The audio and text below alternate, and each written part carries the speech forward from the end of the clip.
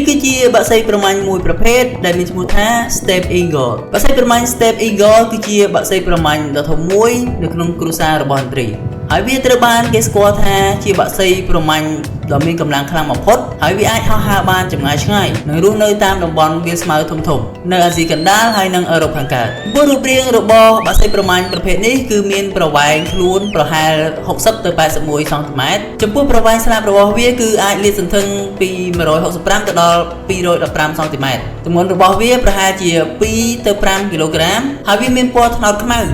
ឬត្នោតចាស់ចំពោះរបស់វាគឺមានសភាពខ្លីកោងនិងមុតសម្រាប់ចាប់សត្វរីឯក្រញាំរបស់វាគឺមាំខ្លាំងមានក្រចកមុតស្រួចសម្រាប់ការប្រមាញ់ Steppe Eagle គឺមានផ្នែកមុតខ្លាំងហើយវាអាចមើលឃើញសត្វពីកម្ពស់ខ្ពស់ផងដែរនៅពេលដែលវាហោះហើរស្លាបវាទូលាយ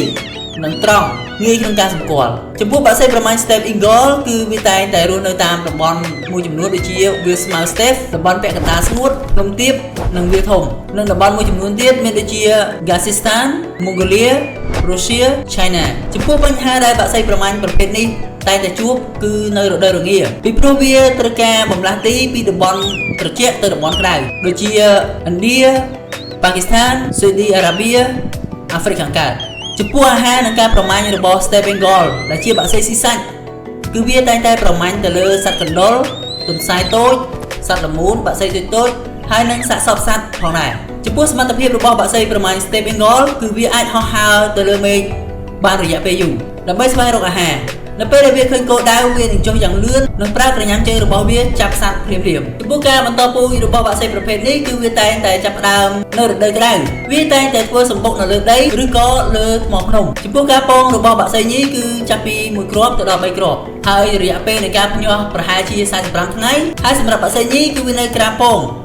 ខណៈដែលបាក់សីឈ្មោលចេញទៅរកអាហារបាក់សីប្រមាញ់ Steppe Eagle គឺជាបាក់សីប្រមាញ់ដ៏អស្ចារ្យវាអាចហោះហើររាប់ពាន់គីឡូម៉ែត្រក្នុងមួយឆ្នាំចំពោះបាក់សីប្រមាញ់ Steppe Eagle គឺជាប្រភេទដែលជិតផុតពូជទៅហើយមូលហេតុសំខាន់ដែលធ្វើឲ្យវាជិតផុតពូជគឺមានដូចជាការបាត់បង់ទីជម្រកខ្សែភ្លើងអគ្គិសនីបង្កគ្រោះថ្នាក់ការបំពុលបរិស្ថាននិងការបាត់បង់អាហារអ្វីដែលគួរឲ្យចាប់អារម្មណ៍ចំពោះបាក់សីប្រមាញ់ Steppe Eagle គឺវាអាចហោះហើរខ្ពស់និងឆ្ងាយខ្លាំងវាមានកម្លាំងចាប់សត្វបានយ៉ាងល្អជាបាក់សីសំខាន់ក្នុងប្រព័ន្ធអេកូឡូស៊ីព្រោះវាជួយគ្រប់គ្រងចំនួនសត្វតូចៗវាជាប្រភេទឥន្ទ្រីដែលគេឃើញជាញឹកញាប់នៅតំបន់វាលស្មៅធំៗនៃអាស៊ីកណ្ដាល Please subscribe my YouTube channel